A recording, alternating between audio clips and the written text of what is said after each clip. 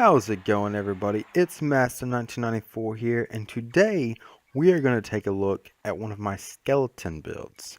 Now, this build utilizes the skeleton barrel and clone cards to try to secure kills by really swarming the enemy's crown tower, and that's kind of what we're seeing right now. It's just a really good example of these two cards at work because they have a lot of synergy. As you can see, I've gotten into League 3 with the build. I was floating around League 2, but just got the 4,600 trophies, and my cards aren't all that leveled up. So I'm sure, a lot of you guys are probably a little bit better than me and have your cards leveled up all the way, so I'm sure you can push quite a bit farther than I did with this build. Let's go over the deck in general. So obviously we're using the giant skeleton, and I don't really use this as a meat shield all that much. He's not really on offense a lot as a tank, except for like in this situation when I've already taken out a crown tower. So like in this situation, I'll push the right lane with troops, and right before they cross the bridge, I'll spawn my giant skeleton in the middle, and that's usually a pretty good play. Other than that, he's on defense a lot of the times, just because of his death bomb. If your enemy uses cards that don't target buildings, so maybe E-barbs, maybe Valkyrie, wizard type combos, they're going to kill a giant skeleton, obviously, and the death bomb's going to take care of them. And you can have some pretty positive elixir trades, as we'll see in the next clip. We're also using both witches. Now, usually in my skeleton builds, I'm only using the witch, but since we're using clone in this deck, we want both of these spawner troops, because obviously you clone them and they start spawning bats and skeletons at twice the rate because there's two of them, and the bats, the cloned bats, actually won quite a few games for me, and we'll see that later in the video as well. Let's take a quick break from talking about the build, because we're about to see a pretty good giant skeleton defense. So we are using our witch in the left lane right now to take care of this inferno dragon, and then he uses an executioner in the right lane. And I generally use giant skeletons to defend against the executioner, and then he uses a mega knight, which just makes it even better. So I've used 6 elixir in the right lane, just put down a night witch, so I have 10 elixir invested in this defense, and he pushed with 14 elixir. So I had a pretty positive elixir trade right there, and it led to us being even in elixir, even though I had a witch pushing the left lane. So that's a very good example of positive elixir trades with giant skeleton on defense. Now back to the deck, I'm obviously using poison. Most of the times I'm using freeze in my skeleton decks, but this build has so much offense already that I felt comfortable using poison instead. We're also using the bomber. Now the bomber has a lot of range, and his blast radius is relatively large, and because of this he clips the crown tower quite often, and that one bomb that he throws, I mean, that's 200 to 300 damage, so it's actually pretty strong. And because he clips the crown towers so often, he also has some pretty good synergy with clone. We're also using Tombstone, and this, is obviously just pretty good defense card in general. Cheap, spawn skeletons, our go-to defense for, hog riders, and a lot of just building targeting troops in general. Lastly, we are obviously using the skeleton barrel and clone cards. We'll talk about these cards throughout the video, because they're our main win condition. They are very strong individually, but together they have a lot of synergy. Real quick, let's talk about a clever use of skeleton barrel. So I'm pushing this left lane really hard. The clock's running out, So I spawn a skeleton barrel in the right lane to distract this Inferno Dragon, because I know the Mega Knight's not going to kill my Crown Tower in 10 seconds, and I feel like I can kill this left Crown Tower by the time the clock runs out. So the Infernal Dragon killed that skeleton barrel, and then he just started targeting the skeletons, and he kept the Infernal Dragon at bay just long enough for me to take that win. We're going to see another use of skeleton barrel here that's not purely offense. So I didn't have poison in hand. I didn't have any cards that I felt like I could easily defend against this princess. So I just spawned the skeleton barrel, and I timed it, placed it right to where it landed directly on the princess, and the skeletons, got rid of her. Now this opponent is obviously using somewhat of a spawner deck, and this really allows me to show poison shining. Poison's especially good against spawner buildings because not only does it do more damage than Fireball, but it's obviously damage over time. So as the troops spawn, we all know what happens. The poison's taking them out. I also like using Tombstone against Furnace because, the skeletons are just meat shields when it comes to these fire spirits. The opponent here also has quite a few spells and princess, so that can be problematic when pushing with all of these skeletons. But you're going to see here that we're just going to keep using different combinations of cards. We're going to be cloning right when our troops are getting to the Crown Tower or right after they cross the bridge, whatever feels most beneficial for that push. And we're just going to keep chipping away at the enemy's tower. One of the nice things about this build is that our win condition cards are pretty cheap.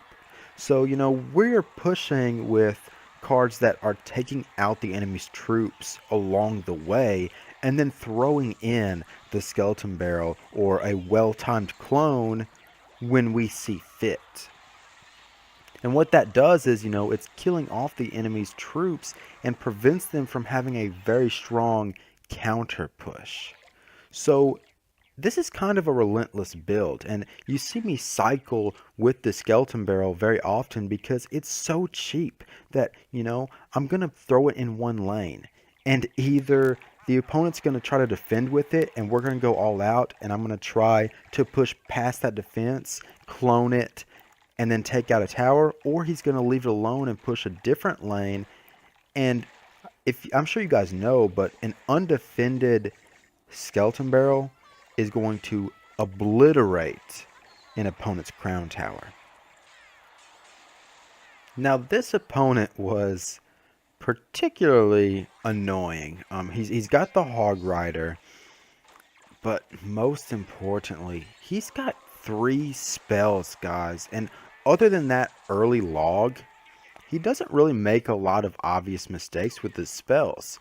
And he's got log, zap, and poison, and the log and zap is pretty much going to take care of most of our clone pushes, and it made it a pretty difficult fight. But we just keep on pushing.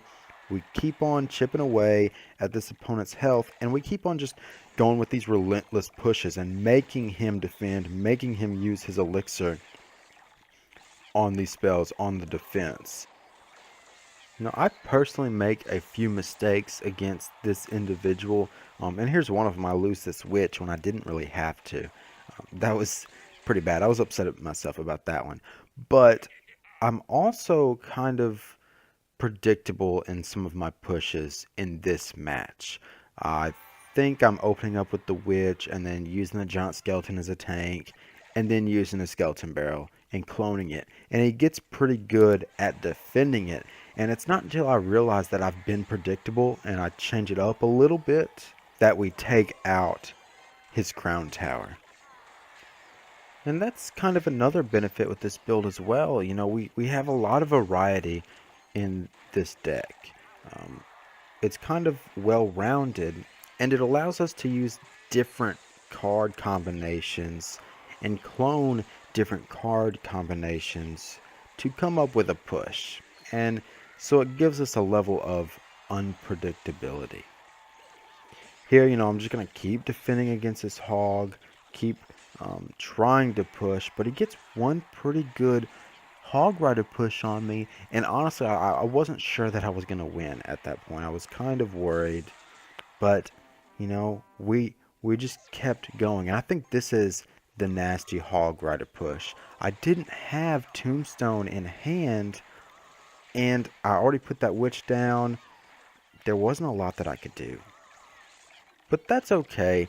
We're going to keep pushing. I think this is the last bad push that I have. Again, I started with the witch. I spawned a giant skeleton and then did a skeleton barrel. And he just logged it all. You'd think I would have learned by now. But this next push, now I'm starting to figure out I'm being predictable. So I need to change it up. I do start with the witch. I have a bomber out. The bomber sadly dies to this mega minion, but I'm not going to use a giant skeleton this time. I almost did. I think you guys, I'm sure you guys saw that. But I decided to use a night witch, and I cloned that. The opponent's getting used to logging this, and the night witch is going to spawn all of these bats. By the time he realized that he needed to use a zap for the bats, the crown tower had lost so much health, and I already had poison down, and it was just good game. Now, I'm sure you guys are looking at this and saying, Master, what happened, man? So I had a really bad tombstone placement early on in the game. So a hog rider ended up going straight to my left crown tower, took it out. Because of that bad placement, I spent too much elixir trying to defend. And then he took out my right tower pretty much immediately after that. And so I've been stuck this whole game just defending and trying to push these towers when I get the chance. But this build just has so much offense potential that I kept that offense going. I kept those clones going, and it worked out for the best, right? So I've got both of these witches right now in the left lane, and you'll notice I immediately go to tank with the giant skeleton right in the center. I mean, he dies to a skeleton army, but essentially that's what I do a lot of times when I've taken out one crown tower, right? I tank with the giant skeleton in the middle, and I end up taking that left tower now, and it's just king tower. I went from really thinking I was going to lose to saying, maybe I've got it. As long as I defend against the hog riders and I don't let a giant skeleton get too close to my king tower, I'm good. I've got this. And I mean, obviously it's in my video, so you guys know what happens, but I really thought that this was a good clip to show you guys, how serious the offense can be. I'm managing to defend after I made those really bad mistakes early on and then take out 3 full towers. After this clip, we're also going to see how well this deck can perform in ×3 elixir battles. And I think this is relevant because we see ×3 elixir battles a lot in clan war collection day battles. Obviously, we have so much extra elixir that we can spawn more giant skeletons, and the giant skeletons are important because it doesn't matter how many troops the enemy spawns if we kill them all with a giant skeleton. And we also get more skeleton barrels, more clones, and we're seeing here what that can really do, even though the opponent had poison. I'm going to conclude here, guys. I hope you enjoyed the video. I hope it was maybe informative, beneficial, and or entertaining to watch. This is, new content for me. I haven't ever done a Clash Royale video. I'm usually doing Dark Souls content, but it was enjoyable to do a new game, and I have plans for more Clash content and other games in the near future. So let me know what you think. I always want to know what you guys have to say. So don't forget to like, comment, and subscribe. Again, thank you guys so much for watching, and I'll see you all next time.